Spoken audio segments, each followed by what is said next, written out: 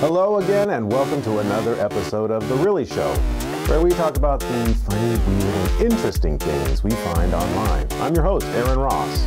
Today's show, Knowing Napoleon. And remember, if you like the show, we would really appreciate it if you subscribe. Our first story, Big Bad Bonaparte. Did you know that it was a myth that Napoleon Bonaparte was short? I ain't saying it unless I mean it. We learned from todayifoundout.com that the records at his death show Napoleon to be 5 feet 2 inches tall. But there's a catch, because that's 5 feet 2 inches in French units. Converted to modern international measurements, that makes him a much more acceptable 5 feet 7 inches tall. Oh, you French. Now, while you might consider that to be still a little short, in France at the time, the average male stood 5 feet 5 inches tall in modern measurements. Seems our friend Napoleon was, relatively speaking, a tall man. Of course, we're all familiar with men insecure about their height as being referred to as suffering from a Napoleon complex. It is interesting to note that even though Napoleon was above average in height, his fellow Frenchmen still considered him to be short. He's so little rascal. Napoleon was given the affectionate nickname Le Petit Corporal. Means little corporal in English. This was probably due to the fact that Napoleon's personal bodyguards were chosen on their very masculine and statuesque appearance. So wherever he went, he looked quite small compared to the tall, beefy men guarding him. Our second story, what up? Our second story, Napoleon, bring the romance from France. This is from telegraph.co.uk.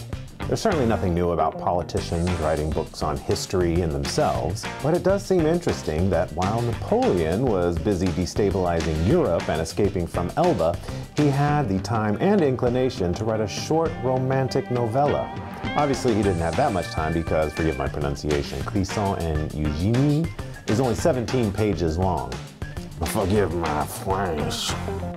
It reads a little more like a synopsis for a full-length novel, with passages compressed and written as months and years sped by like hours. They had children together and remained deeply in love.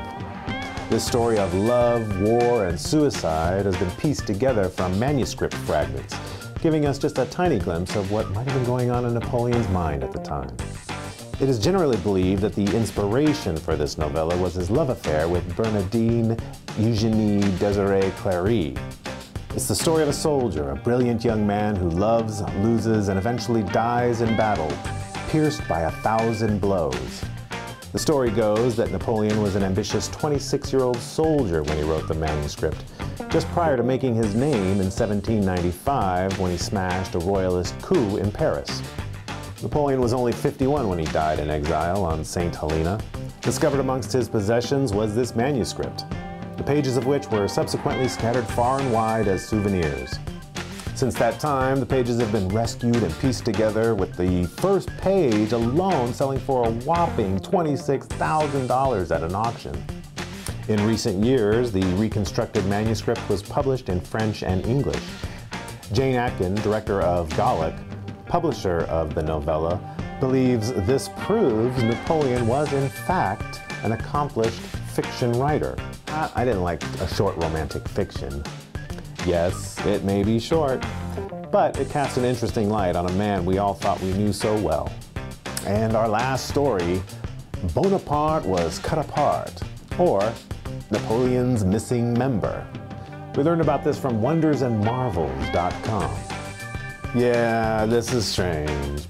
Napoleon Bonaparte died in 1821 from stomach cancer, and following his death, his penis became involved in its own very interesting journey.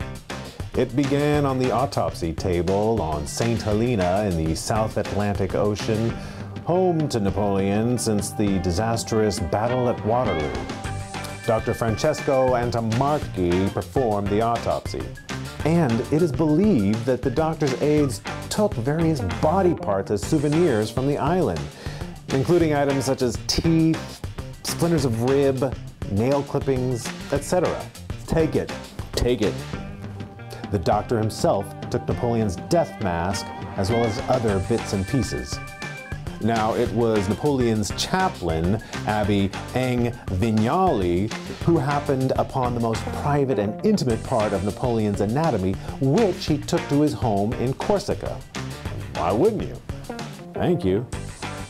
Years later, the British government agreed that Napoleon's body should be returned to Paris, but Vignali's family kept the penis as their own souvenir. Until 1916, that is, when the Vignali collection went to auction.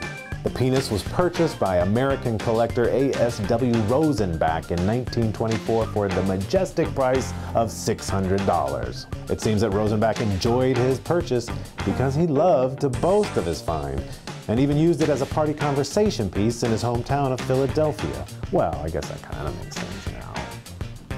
He even loaned it to the New York Museum of French Art, where it was royally displayed on a small velvet cushion. Years later, the Vignali collection was broken up and sent to auction in Paris, at which time America's leading urologist, Dr. John K. Latimer, purchased the penis for approximately $2,900. Apparently, this little treasure was kept in a suitcase under Latimer's bed in New Jersey until his death in 2007. Now, his daughter is the proud owner and has refused at least one offer of $100,000. Only one other person has seen the penis, and that's author Tony Perrottet, who described it as certainly small, shrunken to the size of a baby's finger with white shriveled skin and desiccated beige flesh. That's gross. Poor Napoleon. Let me ask, in this new light, do you think Napoleon is still short? Would you read his book? Do you think Napoleon's penis should be returned to France and laid to rest in his coffin? Feel free to answer these questions in the comments section. So that's going to do it for this episode of The Really Show. Thanks again for watching. I'm your host, Aaron Ross. We'll see you next time.